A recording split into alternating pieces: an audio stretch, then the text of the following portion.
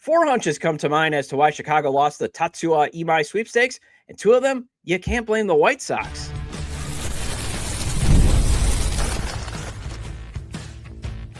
You are Locked On White Sox, your daily Chicago White Sox podcast. Part of the Locked On Podcast Network, your team every day.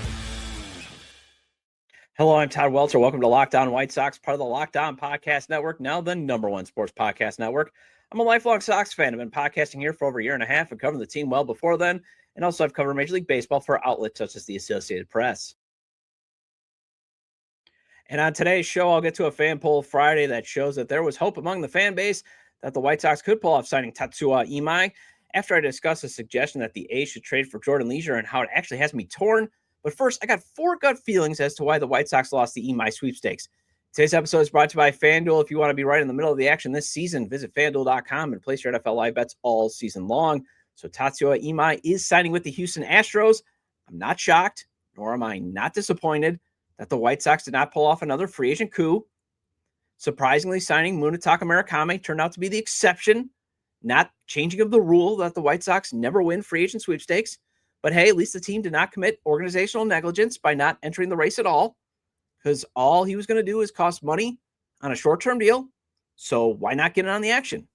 Although, depending on how you view it, I still think it's sort of sad that this is actually progress. It's sort of sad. However, and the reason why I do think it's kind of sad is it would be nice for one day that this franchise to act like a big market team and not only win free agent races, but also enter them because of the talent and the ability to upgrade the roster, not because, well, it's a chance to sign a premier player on a team-friendly term, because that's kind of when the White Sox get in on these premier players, if it's on team-friendly terms there. And I know that's going to take an ownership change. And ownership possibly not willing to increase payroll is one of the 4 hunches I have when it comes to the White Sox losing out on Imai. And if that is the case, then frustration and anger towards the organization is well earned, because it would have been a good business deal, first off, to add Imai. I mean, you'd be adding another Japanese superstar. You're opening up the Japanese market to basically sell a ton of White Sox jerseys and a ton of White Sox merchandise, and also open up that Japanese talent pipeline where you can get plug-and-play players. Now, the other hunch I have is Scott Boras preferred to steer Imai to a team he could trust to help his client transition to Major League Baseball. And that's what Athletics' Chandler Rome is suggesting. And the other 2 hunches I have towards the Sox losing the Imai sweepstakes, you can't totally put on Chicago. One of them sort of, but not really. But maybe Imai wanted to join a competitive team, as the Astros nearly missed out on making the playoffs in 2025. And they still have the talent to win the AL West. And the other hunch I got is maybe the White Sox did not want to give Imai opt-outs.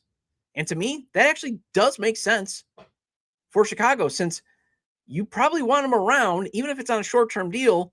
You don't want him on a 1-year deal. You want him around for 2 or 3 years to help you get back to being competitive. And even at the trade deadline, say he does turn out to be a good pitcher for the first 3 months, and you realize that this owner's not going to pay him while he's still in control, well, then you can still flip him at the deadline and sell that he has club control, rather than basically just being a rental, because in terms of the finances of the deals, it's 3 years for $63 million with opt-outs after each season. New York Post baseball insider Jon Heyman, he broke it down like this. I've got the tweet up of the breakdown for those watching on YouTube at Jon Heyman. And just to summarize it, basically, escalators can kick in if he hits a certain amount of innings pitched, but really he's going to get $18 million guaranteed for next season and a chance to earn another $3 million in incentives. And basically it's the second largest AAV for a Japanese pitcher. And if Imai's agent, Scott Boras, was thinking, okay, I want to go for that second largest annual average value for a Japanese pitcher with a chance then to get back onto the market after next season to get a big payday after a proven year, I can see why the White Sox were like, you know what? I don't want to give the opt-outs because we're not at that point where we need a rental. We could use bridge veterans, obviously, but Imai is not a bridge veteran. This guy's got some upside. And also on the flip side, I could see why, if it's a smaller deal, why he was looking for the higher AAV, why the White Sox got in on the race. because the shorter length is appealing because of the quick exit, in case he busts. But the 2-year deal of Murakami also provides additional trade appeal if he does turn out to be what we're all hoping to be. And it's clear that the White Sox can't afford him because, again, of the owner still being in charge. You can flip him at the deadline with another year of club control, or next offseason with at least a full year. In the case of Imai, you'd be trading him come July if he turns out to be what we're all hoping him to be, as basically a rental, because he can opt out after the season. So I get why the White Sox would be hesitant to give him an opt-out. Although I do believe you're going to get a comp pick. I think Houston would get a comp pick if he does leave after the season. But either way, if this guy has a chance to be Yamamoto and you're a rebuilding team like the White Sox, you would want him to be at the top of your rotation or in the middle of your rotation in 2027 and even 2028, when hopefully you're back to being competitive if everything goes to chalk. So again, I get why the White Sox would be like, no, I don't want to put opt-outs in. I'll give you the Murakami deal, or I'll give you the Anthony K deal, 2 years and a club option. And if you're Boras, you want to get your guy back to the free agent market as soon as possible. The other reason why you got to put a hunch to Boras is, again, most of this is speculation. I don't have any really inside information. The only thing that I've seen as of recording is what Chandler Rome told the Crush City Territory podcast. I've got the tweet up for those watching on YouTube at crush_city_pod. Scott Boras, who represents both Yusei Kikuchi and Tatsuya Imai, told at Chandler Rome that he was very impressed with how Houston helped Kikuchi improve. Don't discount Kikuchi's 2 months here. I think that left a resonating presence with Scott Boras. And, so I could see why he might have want to, steer him away from Chicago, because just of the trust factor. Even though if you're the White Sox, if you're Chris Getz, you might want to say, hey, I got Brian Bannister as the director of pitching. I got Zach Bove, who had got great results in Kansas City. Shane Smith and Mike Vassell went from Rule 5 picks to really good pitchers. We can get this guy going and then get him back to the free agent market when he's 29 or 30 if our current owner doesn't want to pay him. And when you look at his deal, though, you would think the White Sox could sweeten the offer to beat Houston because of the lack of payroll commitments. I mean, they're paying Luis Robert Jr., Andrew Benintendi, Murakami, Anthony K, and Sean Newcomb. That's the only true guaranteed contracts above the league minimum that they have on the books. Yes, they had Derek Hill on an ARB deal, but it's $900K. Otherwise, every other player is on a pre-ARB deal. So there should be a willingness to add another star Japanese player from the business sense, except that $18 million would push the actual payroll over $100 million per roster resources on Fangraphs, which right now the payroll commitment is $86 million. The taxable payroll with everything into it right now is projected to be $100 million per spot rack. So that would push the payroll towards $120 million. And there's speculation that ownership didn't want to go that high. As former host of this show and current host of the CHGO White Sox podcast, Sean Anderson points out, and I've got the tweet for those watching on YouTube at Sean_W_Anderson. This is why Getz's comments post Murakami's presser was so important. They had to convince JR to spend. Not only are they paying Mooney $34 million, they're paying Yoket $6 million. Signing Imai to a 3-year, $60 million deal gives Imai $60 million and Cebu $11 million. Sox would be pushing a payroll of $120 million. And I'm sure Jerry's had losses over the years, but even if he had to take a loss this season, you're talking about a good business deal to open up Japan, not only for talent, but for money, man. Think about all the jerseys you could be selling in Japan. But Yusei Kikuchi, having that success in Houston during the second half of the 2024 season, maybe, had Scott Boras saying, hey, let's go this direction. And again, you can't really blame the White Sox for that. And you can't blame the White Sox for not being close to being, well, you sort of can, but not being as competitive as Houston. If Houston's a team that has got the chance to beat the Dodgers in the World Series, because this guy has said, I want to beat the Dodgers, and I don't think he's talking about in a series in July, then he's going to sign with a contender. Well, the A's could use a closer, and that has Jacob Burke of Athletics on SI suggesting the A's trade for Jordan Leasure, and I'll discuss why I'm torn about that idea coming up next. Fridays already feel different during basketball season, and FanDuel is making them even better. Every Friday night before the game tips off, FanDuel gives fans a new way to kick off the weekend with NBA Happy Hour. NBA Happy Hour is your official pregame, a limited time window where special offers drop right inside the FanDuel app before the action starts. Fridays from 6 to 7:30 Eastern have become appointment viewing with NBA Happy Hour. It adds extra energy to Friday night basketball without overthinking it. Opening the FanDuel app during Happy Hour always brings something new. Boosts, bonuses, and surprises. It's easy to check the weekly special before tip-off and make a move before the window closes. The timing is perfect. Right before the games, right before the weekend starts. So, before tip-off, check the FanDuel app and see what's dropping during NBA Happy Hour every Friday from 6 to 7:30 p.m. Eastern. A little basketball, a little action, and a whole lot of Friday energy. That's NBA Happy Hour, only on FanDuel, the official sports partner of the NBA.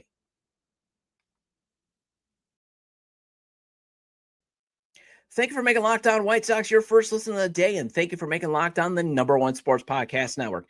And if you haven't already, go check out our new Everydayer Club.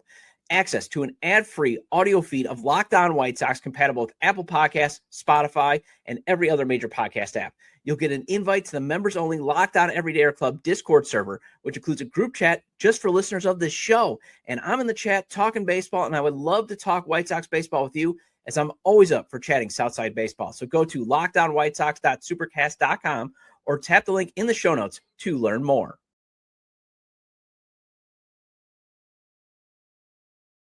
Now, there are two paths you can take to Athletics on Sports Illustrated's Jacob Burke's suggestion that the A's trade for Jordan Leasure. He had that out recently, and when I saw it, I was kind of like, well, on one hand, okay, I mean, go multiply an asset to get more help toward the rebuild. Especially since Leasure has had many moments of inconsistency during the 2 seasons he's been in Chicago. But then you saw how he finished the 2025 season on an uptick, and I'm like, I'm not sure I want to give up an arm that could be on the upswing with the potential to be the team's closer. So that way, Grant Taylor, Mike Vassell, Sean Newcomb can be deployed as high leverage multi-inning guys. I'm not sure I'm ready to give up a guy that might be ready to break out. And if he stays on the upswing, this is a guy that could fill that traditional closer role. Because remember, Will Venable doesn't really like to assign roles, but you still need a guy to get those high leverage outs in the 9th. Because, and those guys in the 9th inning, they kind of have to be a little bit different than everybody else than, say, in the 7th or 8th inning. Because as I've kept saying, the margin for error, if you're at home, is like 0.1 because you get the next inning at least to try to make up if you blow a save. And if you're on the road, your margin for error is nil because it's walk-off, game over. So, he's kind of shown that he might be able to handle it. And say, in this hypothetical, the White Sox did trade Leasure. I guess I would have to see what the return is before I would say I'd be okay with it or not. But again, I'm still torn because I would much prefer to have maybe Leasure. But the more I look at how Burke, former host of actually Locked On A's, describes what would make him desirable to the Athletics, the more I think, just why not keep him on the south side? So here is some of what he writes. The stats are nice, especially the expected numbers, but it's his extension that's really interesting. His 7 feet of extension ranks in the 91st percentile in the league. The only A's pitcher above that number is Jacob Lopez, who ranks in the 95th percentile. Grant Holman also ranked in the 94th when he was healthy. Leasure's extension, coupled with his velocity at 96 miles per hour, makes him a pretty hard thrower. Brent Rooker told us late in the season that those guys with really good extension could be adding a couple of miles per hour to their heaters. While pure velocity doesn't rule the game like it once did, sneaky velocity can be extremely effective. On top of the extension, Leasure also held a 1.92 expected batting average against, which ranked in the 96th percentile, while his whiff percentage and K percentage each ranked above the 90th percentile. In a ballpark like Suter Health, swing and miss stuff could lead to good results. He's also not an established closer just yet, which would keep the cost of acquisition a little lower than a premier late inning arm. He has saved a total of 9 games in his career and went just 7 of 12 in save opportunities last year. And yes, the blown saves and the inconsistency in 2024 have made him somewhat of a cringe pitcher to some of these in the fan base. But if you do look at his baseball savant numbers, the advanced numbers, there is a lot more red numbers than there are blue. And I've got it up for those watching on YouTube. You're going to see a lot. You can see that red. Now, obviously, he needs to cut down on the walks, and he needs to locate his fastball better. And if he does that, then he's got a shot to get even better. But you're looking at it, the expected ERA, the expected batting average in the red, velocity in the red in terms of the exit velocity, that type of stuff. The whiff percentage, the K percentage, the hard hit percentage. He's not really getting hit hard. The extension that the White Sox love pitchers that have good extension, and the breaking ball run value. But again, that fastball run value has to get better for him to obviously be that breakout pitcher. But if you look at his first half numbers compared to his second half numbers, he had a 4.50 ERA and an opponent batting average of 256 in the first half. In the second half, 3.26 ERA and an opponent batting average of 144. High leverage overall opponent average for overall during the season was 219. And the opponent batting average with runners in scoring position, 192. And the White Sox need guys that can thrive in high leverage, and he was starting to do that. He had a 1.19 whip in high leverage situations and a 3.81 FIP in high leverage situations. And he did cut down on hard contact in high leverage situations. In 2024, it was 37%. In 2025, it was 31% per Fangraphs. And so if next season is all about internal improvement, why not see if Leasure can get better rather than hypothetically trading him for, potentially more unknown players? And again, he's not, kind of in that Mason Miller type mold where he's going to be throwing 100, 102, where you're going to get this package of players, kind of like what the hope was when, teams were sniffing around Grant Taylor. Remember, there was briefly, I did a show on it back in July about, the rumor that teams were calling about Grant Taylor. Grant Taylor definitely could multiply assets and get you some good assets probably back because of the fact that he throws 100, 102. Leisure's more again in 96, 97, which is, actually for a closer is fringe good.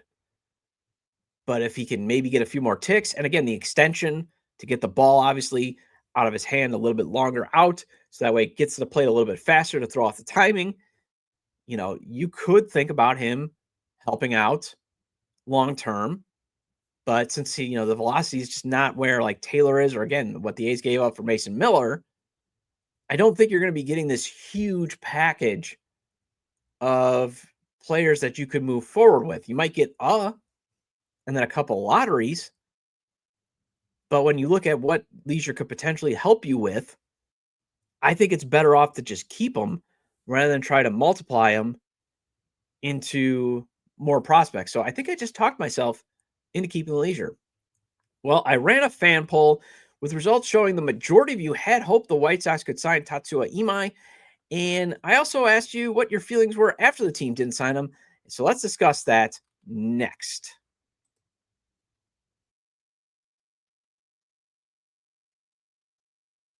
Welcome back to Locked On White Sox. Shout out to all the everydayers. I appreciate your loyalty. Make sure to hit the like button on today's episode. Subscribe to the YouTube channel at Locked On White Sox. If you can't catch a show on YouTube, you can get the audio version of the show on places such as Apple or Spotify. So make sure to follow or subscribe at wherever you get your podcasts. Either way, get your 30-minute fix of Chicago White Sox baseball venting with me and maybe some hope. Also, make sure to check out my written content at SouthsideSox.com and on TapSportsNet.com. So what I gather from this week's Fan Poll Friday is there was this glimmer of hope that the White Sox would sign Tatsuya Imai because of the coup the team pulled off after getting Murakami. But once he signed with Houston, reality set in that the realization that Jerry Reinsdorf still owns his team means having nice things is usually an exception, not the rule. And that is why I always caution White Sox fans, guard your heart. Fan how you want, but my suggestion is guard your heart. Always be cautiously optimistic. I'm not saying you can't have excitement or hope. I have excitement or hope. But then sometimes we got to remember the hard reality that we got an owner that really focuses on the bottom line and also really focuses on this old school view of how players should be compensated, how the game should be played, how front offices should work, those types of stuff. So it's one of those things where we always just have to know that, hey, things could get better, but there's always the potential chance that things could get worse because we've already lived it. We've lived it a bunch of times. But here is the confidence that a lot of you everydayers had when I asked about the possibility of signing Imai. Do you think the White Sox will sign Japanese star pitcher Tatsuya Imai is what I asked. And at the time, right before the signing happened, this is what the results were. 54% of you said yes if they pay AAV he wants.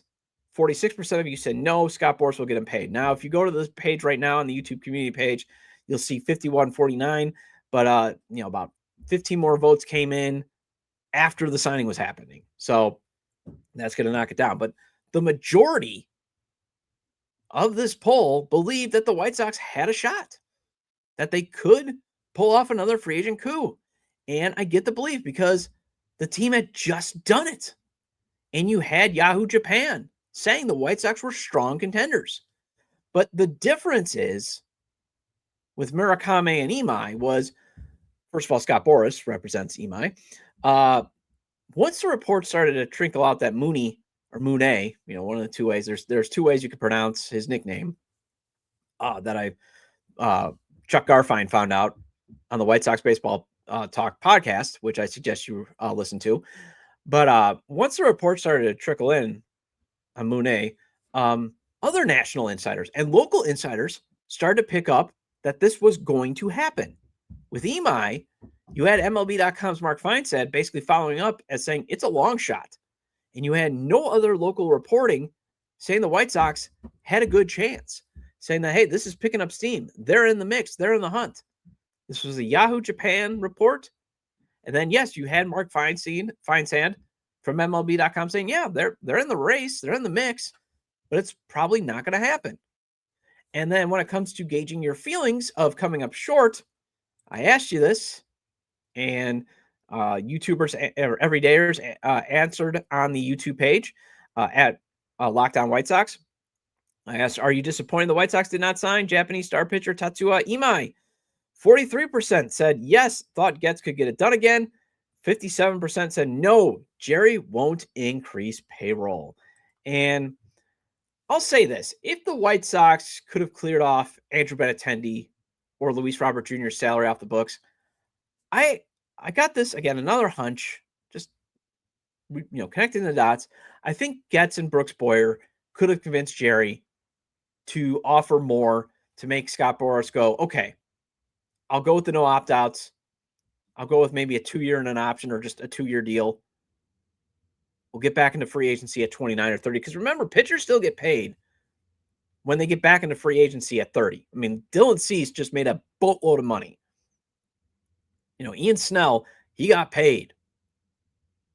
Pitchers, if you can still eat innings and you kind of see the regression sometimes doesn't happen after you reach age 32. Sometimes pitchers fall off a cliff. Sometimes they don't. It's not as, abundantly clear usually with hitters. So teams are still willing to take that gamble. I mean, Max Scherzer is still pitching really well. Justin Verlander still pitching very well. We've seen guys, pitch effectively into their 40s, for example. So if the stuff's still crisp. So that's why you still see guys getting paid. So maybe if you didn't have Benintendi's $17 million on the books or Luis Robert Jr.'s $20 million on the books, pushing the payroll to where it is already, I think you could have convinced Jerry to say, okay, let's take another star. But I could definitely just vision it. Again, I have no inside information here. It's a hunch. It's a gut. I could just see Jerry in the office saying, well, we got one Japanese star to open up the market, and this is where we're at. So we're taking a risk on one guy. I don't want to take a risk on two and lose even more money. It's just kind of got this feeling. But again, to be fair to Jerry, it's hard to even say, where you, could you have even gone to 70 million to convince Boras? Because if Boras had a bias towards the Astros, like what's being reported, it's hard to really try to get Boras to steer his clients to the White Sox because he's usually always steering them away. And that's why, again, the two things I can't fully blame the White Sox for. I can't blame the White Sox for this Scott Boras, historical bias against the White Sox because, this goes back to when Jerry was still willing to pay decent money. When he's paying Albert Bell $55 million back in the 90s, the White Sox have always had problems with Scott Boras. And maybe you can go back and say, yes, you can blame him because part of it was Jerry just always had this stupid rule that he never paid pitchers or he never signed pitchers to over 3 years. But either way, it's been hard to overcome Scott Boras's bias. And the other reason why, even if you wanted to sweeten the deal, even if they had Benintendi and Luis Robert Jr. off the payroll, or even if they still had him on the payroll, it might be hard to convince Imai to come to the White Sox because, again, the guy says he wants to beat the Dodgers. And in the context, how I interpret it is, I don't think it was in the context of I want to beat the Dodgers in May. And now I know he signed with an AL team, so he won't see the Dodgers unless they both make the World Series. But I think he was really wanting to beat the Dodgers in the playoffs. So that means going to a team that can make the playoffs. And right now, I'm sorry, guys, but I know there's excitement. I'm excited, but the White Sox still have a lot of work to do to really get to that, 88 win or greater mark. Because 88 wins or even 87 wins, although 87, Houston won it, and they didn't make the playoffs because they didn't have the tiebreaker with the Tigers. But still, 87 is kind of that win mark or more that you want to hit because that at least gives you a chance at the wild card, and more obviously gives you a chance at the division. And the White Sox still have plenty of work to do in that area. They have to get better at hitting with runners in scoring position. They have to get better at pitching in high leverage situations. They have to get better defensively. I mean, they played cleaner defense, obviously, but that was relative to 2024 when they was, the White Sox did White Sox things, They minimized basically booting the ball around to where they were losing games. But the defense still was not good enough. And those are the things that you have to improve on in the margins because I'm still hopeful. Like, one of the things I want to see next season is the White Sox still be in a lot of single run games, because that was one of the nice things of 2025. They were in a lot of games. They played a lot more single run games than they did in blowouts, unlike 2024. But one of the reasons why they couldn't get over the hump, they were terrible at hitting with runners in scoring position. They were terrible in high leverage situations, and they still made critical errors at the worst possible time. So those are things that have to shrink. They need a lot of internal improvement to get there. But again, having Imai there would have helped a lot. So the thing is, to maybe overcome the Scott Boras bias, one thing that you hope Justin Ishbia can fix when he takes over as controlling owner, hopefully in 2029, is start to become a destination franchise. Start to become a franchise that, again, agents love to work with, that they know that they can get paid, they can get their clients paid. And I acknowledge it's hard to wait because it's going to be 3 more years at the soonest. But hopefully, despite Jerry still being the owner, this young collection of talent starts to flourish, and we can watch some winning baseball as Reinsdorf's ownership reign of frustration winds down. Well, that wraps up this edition of Locked On White Sox. I'm going to be back on Monday to discuss why the White Sox will need more than one young player to have a breakout season this year.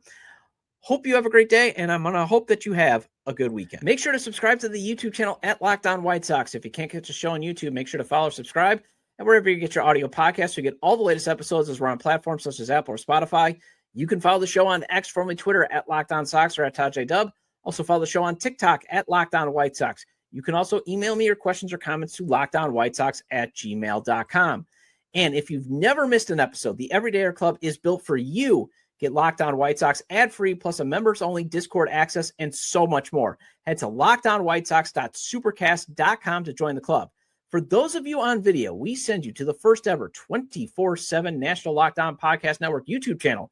On audio, make sure your second listen is Locked On MLB.